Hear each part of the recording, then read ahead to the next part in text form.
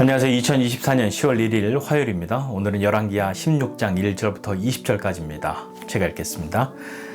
르말레아의 아들 베가 제17년에 유다의 왕 요담의 아들 아하스가 왕이 되니 아하스가 왕이 될 때의 나이가 20세라. 예루살렘에서 16년간 다스렸으나 그의 조상 다윗과 같이 아니하여 그의 하나님 여호와 보시기에 정직히 행하지 아니하고 이스라엘의 여러 왕의 길로 행하며 또 여호와께서 이스라엘 자손 앞에서 쫓아내신 이방 사람의 가증한 일을 따라 자기 아들을 불 가운데로 지나가게 하며 또 산당들과 작은 산 위와 모든 푸른 나무 아래에서 제사를 드리며 분향하였더라. 이때에 아람의 왕 르신과 이스라엘의 왕 르말랴의 아들 베가가 예루살렘에 올라와서 싸우려 하여 아하스를 애워쌌으나 능히 이기지 못하니라. 당시에 아람의 왕 르신이 엘랏을 회복하여 아람에 돌리고 유다 사람을 엘랏에서 쫓아내었고 아람 사람이 엘랏에 이르러 거기에 거주하여 오늘까지 이르렀더라. 아하스가 아수르 왕 디글랏 빌레셀에게 사자를 보내 이르되 나는 왕의 신복이요 왕의 아들이라. 이제 아람 왕과 이스라엘 왕이 나를 치니 청하건대 올라와 그 손에서 나를 구원하소서 하고 아하스가 여호와의 성전과 왕궁 곳간에 있는 은금을 내어다가 아수르 왕에게 예물로 보냈더니 아수르 왕이 그 청을 듣고 곧 올라와서 다메섹을 쳐서 점령하여 그 백성을 사로잡아 기르로 옮기고 또 르신을 죽였더라. 아하스 왕이 아수르의 왕 디글랏 빌레셀을 만나러 다메섹에 갔다가 거기 있는 제단을 보고 아하스 왕이 그 제단의 모든 구조와 제도의 양식을 그려 제사장 우리야에게 보냈더니 아하스 왕이 다메섹에서 돌아오기 전에 제사장 우리야가 아하스 왕이 다메섹에서 보낸 대로 모두 행하여 제사장 우리야가 제단을 만든지라. 왕이 다메섹에서 돌아와 제단을 보고 제단 앞에 나아가 그 위에 제사를 드리되 자기의 번제물과 소제물을 불사르고 또 전제물을 붓고 수은제 짐승의 피를 제단에 뿌리고 또 여호와의 앞 곧 성전 앞에 있던 놋 제단을 새 제단과 여호와의 성전 사이에서 옮겨다가 그 제단 북쪽에 그것을 두니라. 아하스 왕이 제사장 우리야에게 명령하여 이르되 아침 번제물과 저녁 소제물과 왕의 번제물과 그 소제물과 모든 국민의 번제물과 그 소제물과 전제물들을 다 이 큰 제단 위에 불사르고 또 번제물의 피와 다른 제물의 피를 다 그 위에 뿌리라. 오직 놋 제단은 내가 주께 여쭐 일에만 쓰게 하라 하매 제사장 우리야가 아하스 왕의 모든 명령대로 행하였더라. 아하스 왕이 물두멍 받침의 옆판을 떼내고 물두멍을 그 자리에서 옮기고 그 놋바다를 놋소 위에서 내려다가 돌판 위에 그것을 두며 또 안식일에 쓰기 위하여 성전에 건축한 낭실과 왕이 밖에서 들어가는 낭실을 아수르 왕을 두려워하여 여호와의 성전에 옮겨 세웠더라. 아하스가 행한 그 남은 사적은 유다 왕 역대지략에 기록되지 아니하였느냐. 아하스가 그의 조상들과 함께 잠에 다윗성에 그 열조와 함께 장사되고 그의 아들 히스기야가 대신하여 왕이 되니라. 아멘. 네, 오랜만에 영상을 올립니다. 좀 사정이 좀 있었는데 꾸준히 올릴 여력이 좀 없었습니다. 이 교회에서는 그래도 우리가 종종 제가 또 이야기하기는 했습니다만 넓은 마음으로 이해해 주셔서 감사하고 또 저도 이렇게 한번 하면 쭉 해야 되는데 이빨 빠진 것처럼 이렇게 자꾸 빠지면 모양새도 마음에 안 들고 좀 답답합니다만 못 올리는 날이 있더라도 다시 최대한 해보기로 그렇게 한번 해보겠습니다. 자, 어떤 모임에서나 개인적인 교제 시간에 종종 세상과 타협하지 말아야 하는데 나는 믿음으로 잘 가지 못하고 자꾸만 세상과 타협하면서 산다고 말씀하면서 기도를 부탁하는 분들을 만날 때가 있습니다. 믿음으로 살려고 하면 도전이 있고요. 그 도전에 맞서서 상대하다 보니까 개인의 성찰과 침묵만이 아니라 때로는 싸움을 해야 할 때도 분명하게 있는 것이죠. 그래서 끝까지 믿음으로 싸우겠노라고 결심하고 나갔지만 어느 때에는 중간에 아이고 그래 나는 여기까지다 하면서 원치 않았지만 믿는 사람답게가 아니라 믿지 않는 사람들과 똑같이 하게 되어버리고 말았다는 그런 것을 말씀하고 있는 거죠. 자, 오늘 우리는요 유다 왕 아하스에 대해서 보고 있습니다. 먼저 아하스에 대한 평가를 한번 좀 보도록 하죠. 우리 지난 주일에 그 왕들을 평가하는 표현에 대해서 잠깐 살펴봤잖아요. 그 표현 속에 보면 하나님 보시기에 여호와 보시기에 어떠하였다라는 것과 거기에 더해서 또 다윗과 비교하는 것이 있다는 것을 우리가 알 수 있죠. 물론 다윗이 모든 면에서 흠 없고 완벽했던 것은 아니었지만, 그도 죄를 지었지만, 그는 즉각적으로 하나님께 반응하고 하나님 앞으로 나오지 않았습니까?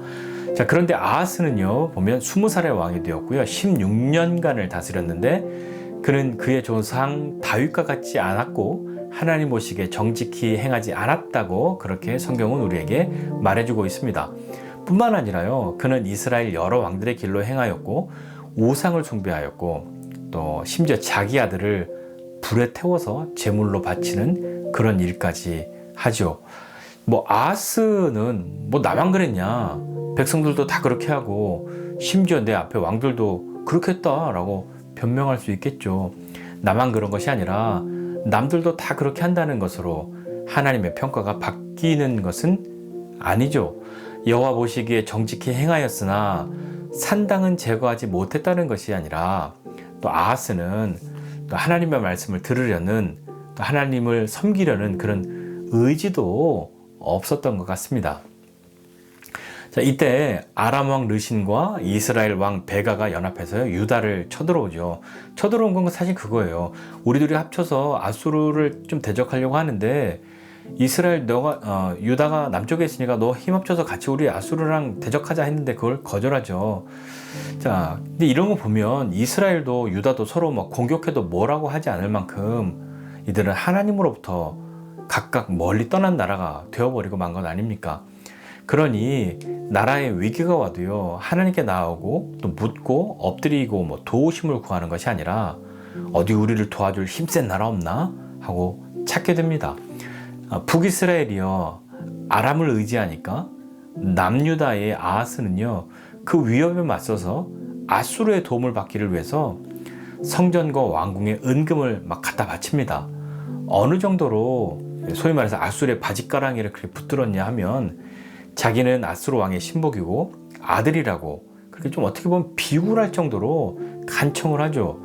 역대 말씀에 보면요, 이때 선지자 이사야가 하나님이 함께하고 유다의 구원, 분명히 하나님이 구원해 주신다라는 것을 확인시켜 주지만 이에 아랑곳하지도 않고요, 거절합니다. 나는 그렇게 하나님 뜻 안 따르겠다고. 하나님 피곤한데 뭐하러 그렇게 하냐고. 그런데도 하나님은 유다를 긍휼히 여겨서 친히 임마누엘의 징조를 주시죠. 결국 아람 왕 르신은요, 아수르 왕에 의해서 죽습니다. 그러니까 결과적으로 보면 유다가 아수르에 도움받아서 구원받은 것 같지만, 하나님이 아람과 이스라엘의 동맹군은 패하고 유다에게 구원을 주시겠다 하신 것을 이루신 거죠. 그러나 아하스는요, 절대로 그렇게 생각하지 않았을 겁니다. 역시 아수르의 신 그랬겠죠. 정치적으로 아수르를 의지했고요, 그들과 타협하기 위해서 온갖 굴욕과 재물을 갖다 바쳤고, 뿐만 아니라 영적으로도 아수르의 신과 그들의 제단을 갖고 옵니다. 아수르가 다메섹을 치고 또 아람 왕을 죽이니까 아하스가 아수르 왕을 만나러 다메섹에 가요. 근데 거기 가서 보니까 아수르가 세운 제단이 있거든요. 그걸 보고 완전 그냥 우리말 좀 완전 뿅 간 거죠. 그러니까 그것과 똑같은 것을 만들려고 그걸 그려가지고 제사장 우리아에게 보내주죠. 야, 나를 구해준 아수르, 그들이 섬기는 이 신, 우와, 내가 이 신에게 잘하면 이 신도 나에게 되게 잘해주겠지라고 생각했을 겁니다. 그러니까 복제품을 만들어서라도 해보고 싶었던 그런 마음이 들었던 거죠. 이제 그들이 승리를 주었다고 여겼으니까요, 이 신만 있으면 하나님이 도와주지 않아도 될 거라고 그렇게 생각했을 겁니다. 그리고 그렇게 되면 이런 상황에서 아하스가 그렇게 생각하니까 아수르 왕의 눈치를 봐야 되는 거죠. 아수르 왕이 마음 바꾸면 내가 위태롭게 되니까 아수르 왕의 눈치도 봐야 하는 겁니다. 자, 그래서 아하스는요, 단지 아수르의 것을 본딴 제단을 만든 것에 그치지 않고요, 아하스는 여호와의 성전에 있던 제단도 옮기고 성전의 기구들도 다 옮겨놓습니다. 새로 자신이 만든 그 새 제단을 중심으로 한 거죠. 거기서 제사를 드리면서 성전에 설치했던 안식일 전용 낭실, 차양과 어떤 통로, 왕의 어떤 바깥 출입구도 아수르 왕을 두려워해서요, 다 옮겨 놓습니다. 심지어는 성전의 기구들 그거 다 모아서 부수고 성전 문들도 닫아버리고 예루살렘 곳곳에 제단도 쌓고 각 성읍에 산당을 세우죠. 아하스는 생각했을 겁니다. 그래, 아수르의 제단을 본따서 만든 이 제단에서 아수르의 신을 섬기지만 그래도 여호와의 제단을 나는 없애지 않았잖아. 새 제단 북쪽으로 옮겨놓고 내가 필요할 때 이용하려고 그렇게 하는 거니까 그냥 그거 두면 하나님 내가 완전 버린 거 아니니까 그랬겠죠. 아수르 왕을 의식해서요, 안식일을 위해서 준비해둔 그것도 다 다른 곳으로 치워버리고, 그러니까 성전이 하나님을 섬기는 것이 아니라 어떻게 보면 아수르 왕의 눈밖에 나지 않으려고 그렇게 애쓰는 그런 모습처럼 보이지 않습니까? 그래서 그는 타협하기 시작한 거죠. 타협은요, 하나님의 뜻과 방식을 따르지 않고요, 세상의 뜻과 방식을 따르기 시작할 때 나타납니다. 아하스는 하나님의 뜻을 따르지 않고 아수르를 의지하죠.